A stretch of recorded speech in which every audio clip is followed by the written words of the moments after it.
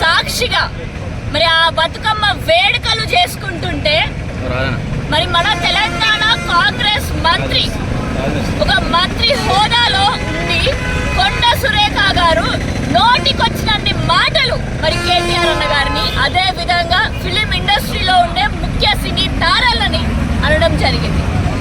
మన పర్సనల్ విషయాలలో జోక్యం చేసుకుంటారు. ఎందుకు ఇది? మన తెలంగాణ ముందుకి ఎట్లా అభివృద్ధి చెందాలి అనే విషయాలు మాట్లాడాలి. అది శాత కాకపోతే అసలు ప్రతిపక్షం గురించి, ప్రతిపక్షం మీద ఎట్లా మీరు బురద చల్లే ప్రయత్నం చేస్తున్నారు కాబట్టి కనీసం గదన్న మాట్లాడండి. మరి అది కూడా శాత కాకపోతే ఏదో ఒక జోకర్ పనులు చేసుకుంటా ఈ విధంగా తెలంగాణ మంత్రి హోదానే భ్రష్టు పట్టించే విధంగా మాట్లాడితే మేము ఊరుకుంటామా? ఒక ఆడబిడ్డ అయ్యుండి అన్నన్ని నోరు తెరిస్తే చాలు, ఆ పద భాష దగ్గర నుంచి మొదలు పెడితే ఆ ఎందుకు మాట్లాడుతున్నారో కూడా అర్థం కాని విధంగా మాట్లాడుతున్నారు. మరి కొండ సురేఖ గారు అటాక్ చేయాలంటే బోల్డర్లు ఉన్నాయి, కానీ బతుకమ్మ రోజే ఎందుకు? ఇవన్నీ కూడా డైవర్షన్ పాలిటిక్స్ అని అర్థం చేసుకోవాలి మనం.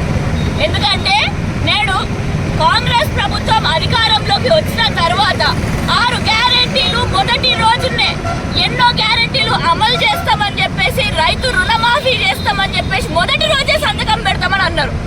100 రోజుల్లో 6 గ్యారెంటీలు అమలు చేస్తామని అన్నారు. కానీ ఎప్పుడైతే 6 గ్యారెంటీలలో ఒక్క గ్యారెంటీ కూడా శాతగాక అక్కడి నుంచి డైవర్షన్ స్టార్ట్ చేయాలని చెప్పేసి హైడ్రా స్టార్ట్ చేశారు. మరి ఆ హైడ్రాలో బోరుమని ఎంతో మంది మహిళలు, గర్భిణీ స్త్రీలు, చిన్నారులు, చిన్న చిన్న బాలికలు వాళ్ళందరూ కూడా రోడ్ల మీద పడి కన్నీరు గారుస్తా అంటే ఏడకు పోయింది ఈ మహిళా మంత్రి? మరి ఆ హైడ్రా నుంచి కూడా, ఆ హైడ్రా అవసరం మళ్ళా కాంగ్రెస్ పార్టీకి పిచ్చి బూతులు ప్రభుత్వాన్ని కాంగ్రెస్ పార్టీ నాయకులని జనాలు తిడుతున్నారు అని చెప్పి అక్కడి నుంచి ఎట్లా డైవర్షన్ చేయాలని చెప్పేసి ఆలోచిస్తూ మళ్ళీ ఇంకొక నాటకం. బతుకమ్మ చీరలు 2 చీరలు ఇస్తాం, బహుమతులు ఇస్తాం అని చెప్పి కాకమ్మ కబుర్లు చెప్పిళ్ళు.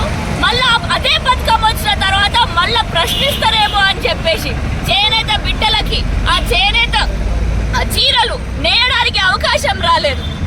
మరి ఇవన్నీ ప్రశ్నిస్తారు అని చెప్పేసి సడన్ గా ఒక్కసారి కొండ సురేఖ గారు బయటకు వచ్చి తనల్ని ఉపయోగించుకుంటూ, ఒక మహిళా మంత్రిని ఉపయోగించుకుంటూ రేవంత్ రెడ్డి గారు వెనకాల నుంచి చేస్తున్న డ్రామా ఇదంతా.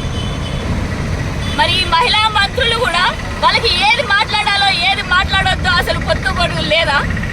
మరి కొండ సురేఖ గారు ముందుకు వచ్చేసి ఇష్టం వచ్చినట్టు మాట్లాడితే, మరి పక్క నుంచి సీతక్క గారు ఆపేది పోయి ఇంకా సపోర్టివ్ గా వెనకాల నుంచి ఇంకా మాట్లాడింది అన్నట్టు ఎంకరేజ్ చేస్తారు.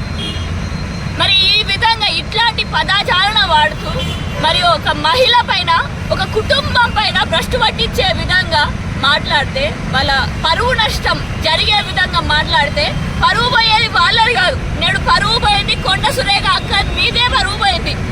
ఇంత పెద్ద హోదాలో ఉండి ఇట్లాంటి పదభాష ఉపయోగించినందుకు మీ పైనే మీకే పరువు పోయింది.